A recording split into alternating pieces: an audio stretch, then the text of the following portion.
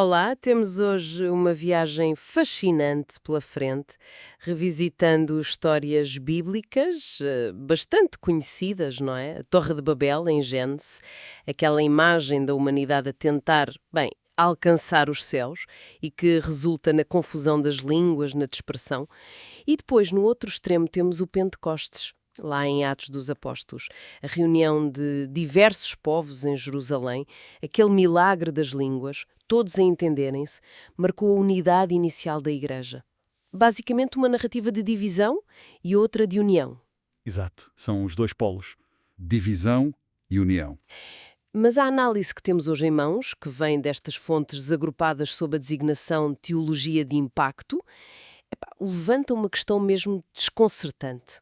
E se estes dois eventos que parecem opostos não forem só isso?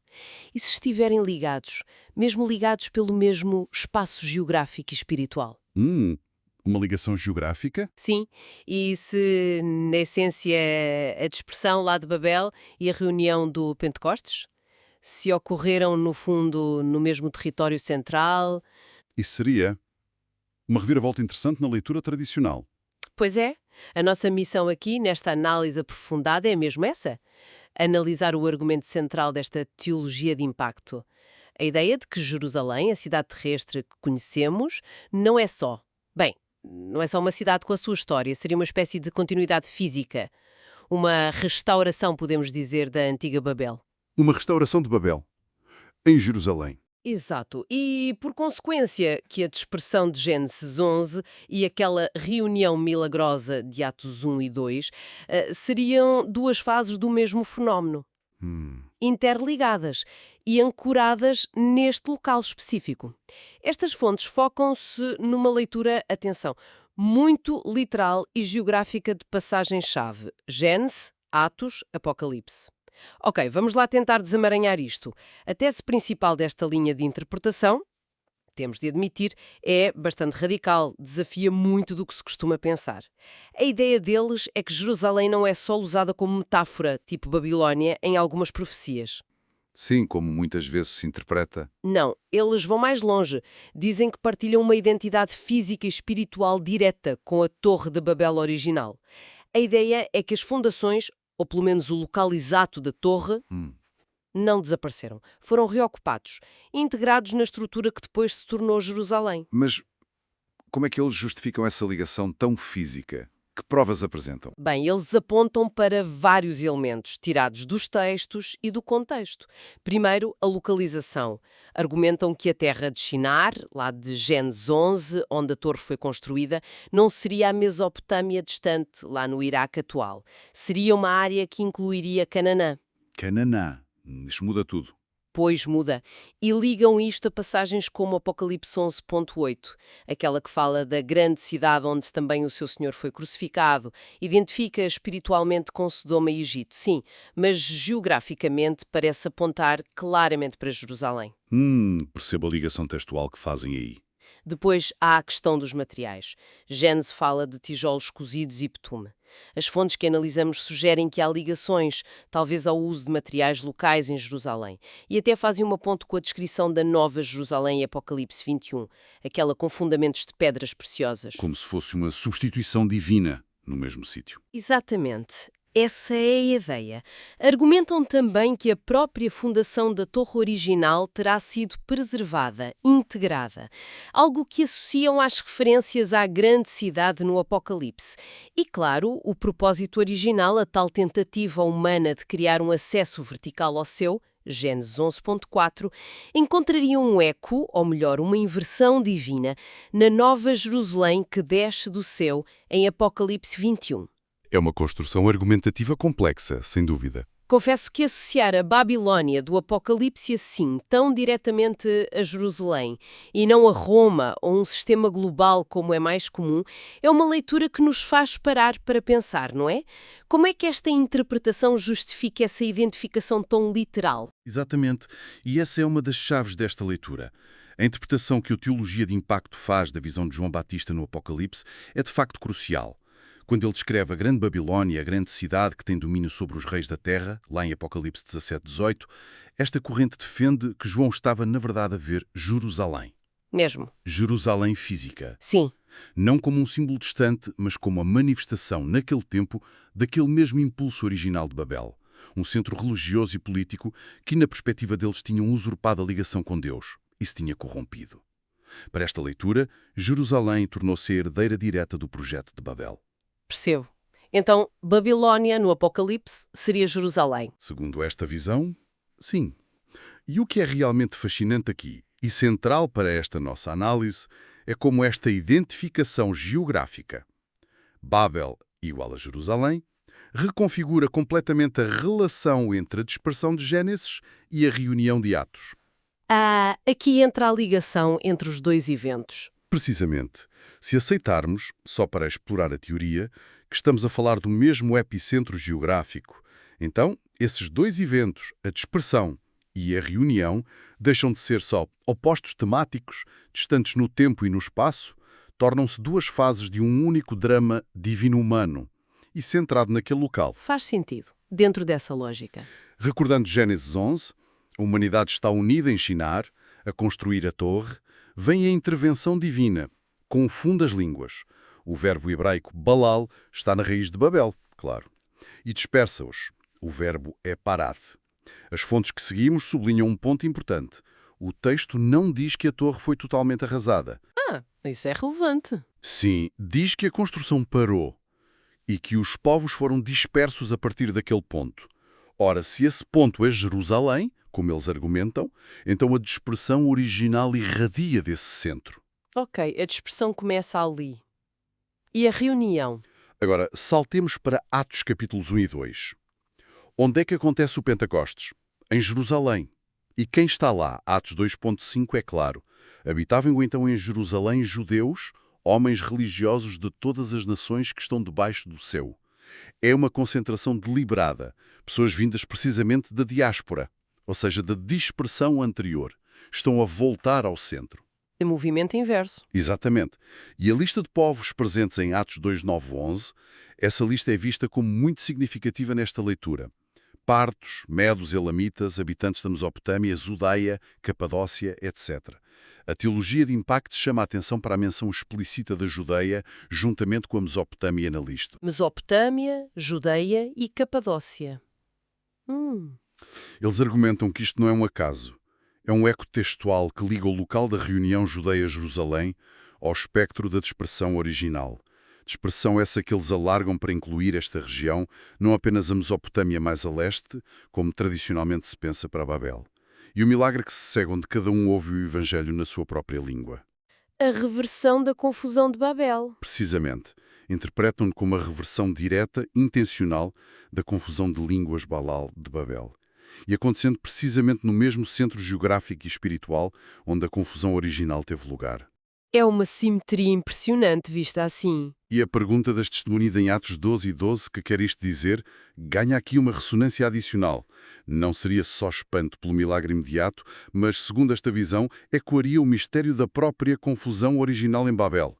É como se aquele local estivesse marcado para ser o palco tanto da divisão como da reunificação linguística e espiritual promovida por Deus. Uau! Portanto, a conclusão desta linha interpretativa é, bem, inequívoca.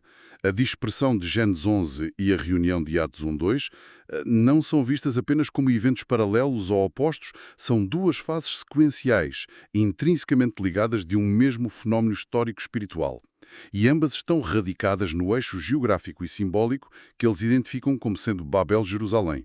A dispersão partiu dali, a restauração divina começa a convergir para ali. Esta ideia de Jerusalém como um ponto focal, um centro nevrálgico, não é totalmente estranha, pois não? Existe aquele conceito em algumas tradições de Israel ou Jerusalém como o centro do mundo, o umbigo da terra. Sim, essa ideia existe. E as fontes que analisamos usam mesmo passagens bíblicas para apoiar isso, como as do profeta Ezequiel. Em Ezequiel 38:12, fala-se do povo de Israel que habita no centro da terra. A palavra hebraica é tabur, e é interessante que na Septuaginta, a tradução grega antiga, traduziram tabur por onfalos, que significa literalmente umbigo. Como o Onfalos de Delfos, na Grécia? Um centro cósmico. Exato. E em Ezequiel 5.5 afirma-se sobre Jerusalém. Esta é Jerusalém. Pula no meio das nações e terras que estão ao redor dela. Bem no centro. Se ligarmos isto ao quadro mais amplo que estamos a explorar aqui, o significado que eles propõem para Tabor Ómfalos vai além da metáfora. Aponta para um ponto axial real, geográfico e espiritual. O centro a partir do qual o mundo é ordenado, o ponto de convergência, talvez até o ponto primordial de ligação entre o céu e a terra. Ora, esta função de ser um portal, um eixo céu-terra, Era precisamente o que a Torre de Babel tentava ser. Construída pelo homem, Exatamente. a função que a Torre de Babel, na sua arrogância, tentou construir e controlar por mãos humanas. Assim, argumenta esta linha de pensamento, descrever Jerusalém como o umbigo da terra não é só um título bonito, reforça a sua identidade como o local da Babel original, mas agora reocupado com um propósito divino. O mesmo local da ambição humana, que levou à confusão, torna-se o palco da revelação divina que inicia a restauração. Nesta visão, Jerusalém não apaga Babel, herda e transforma a sua função central. Reintegra aquele ponto axial no plano de Deus, onde houve uma tentativa de subida humana. haverá uma descida divina. Perceba a lógica. Sim, As fontes mencionam ainda ecos posteriores disto. Citam o historiador Flávio Josefo, na Guerra Judaica, que diz que alguns chamavam a Jerusalém o umbigo do país. E apontam também para a persistência de Jerusalém no centro daqueles mapas medievais TO. Lembra-se? sim, os mapas com Ásia, Europa e África. Isso, com Jerusalém ali no meio. Dizem que pode ser uma memória cartográfica dessa ideia ancestral de Jerusalém como ponto central. Mergulhando agora no Apocalipse, a teologia de impacto propõe uma leitura, surpreendentemente concreta. Histórica mesmo. A queda da Grande Babilónia, descrita de forma tão viva em Apocalipse 17 a 19, não seria primariamente um símbolo de Roma ou de um futuro sistema mundial corrupto. Seria a descrição profética da queda literal da própria Jerusalém, A queda de Jerusalém. vista como Babel restaurada. Exato. O culminar do julgamento sobre aquele projeto humano de autorredenção. A fonte chega a sugerir que Apocalipse 19 detalha passo a passo o desmantelamento divino daquilo que começou em Gênesis 11. Isso é forte. Uma leitura muito literal do Apocalipse, sem dúvida. E nesta perspectiva, o Apocalipse estabelece um contraste dramático entre duas Jerusaléns. Primeiro, a Jerusalém terrena histórica, que eles identificam como a Babel restaurada.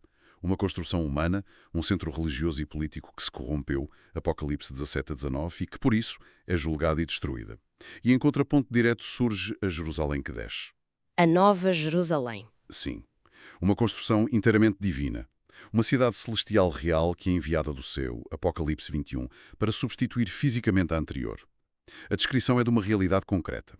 12 portas, muros com fundamentos de pedras preciosas e dimensões inimagináveis. Aquelas dimensões cósmicas, um cubo ou pirâmide com tipo 2.200 quilómetros de lado. Como é que eles interpretam isso? Precisamente. A teologia de impacto interpreta essas dimensões imensuráveis não como puramente simbólicas. Vê-nas como a resposta divina à Torre de Babel. Seria a contra-torre de Deus. Não uma estrutura que sobe, como um zigurate, aquelas torres mesopotâmicas em degraus. Mas uma estrutura colossal que desce. Exatamente. Que desce, estabelecendo a presença de Deus na Terra de forma definitiva, avassaladora. Onde o homem tentou subir, Deus desce em glória. E o batismo de João Batista mencionou isso antes. Como é que ele se encaixa nisto tudo? Boa pergunta. O batismo ocorre no Rio Jordão, geograficamente próximo a Jerusalém. E o que acontece no momento culminante? No batismo de Jesus.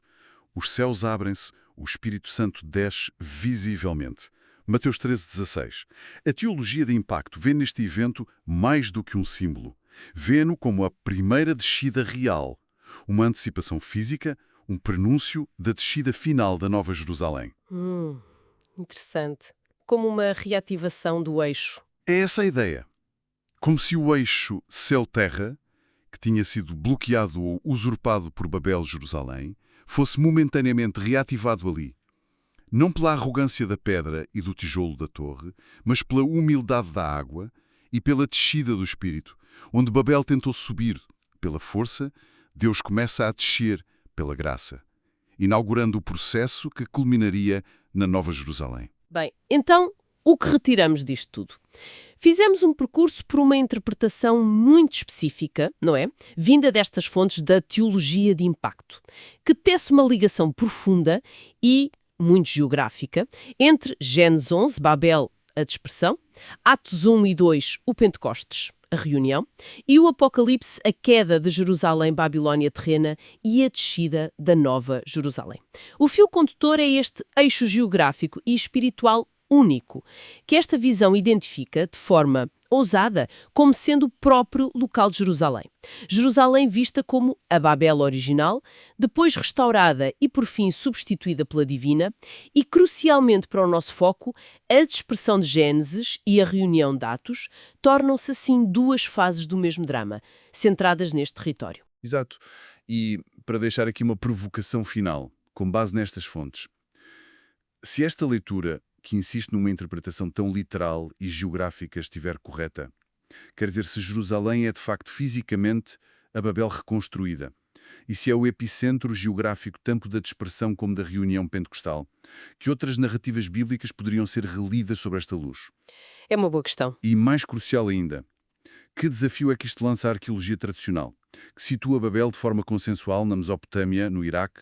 As fontes que exploramos contrapõem a isso o que eles consideram ser o testemunho ocular e revelatório de João no Apocalipse.